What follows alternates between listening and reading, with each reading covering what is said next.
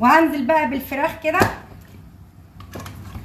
وضربه البصل مع اتنين طماطم بس مش ضربهم قوي، جرشاهم اهو.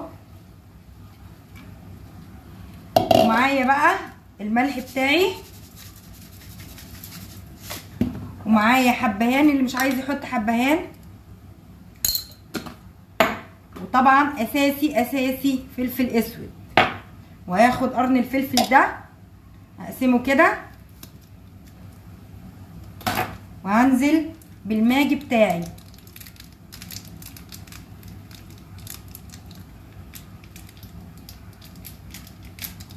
بعدين مش راضي يتكسر ليه؟ ينزل بقى. وهنزل بالبطاطس وندعك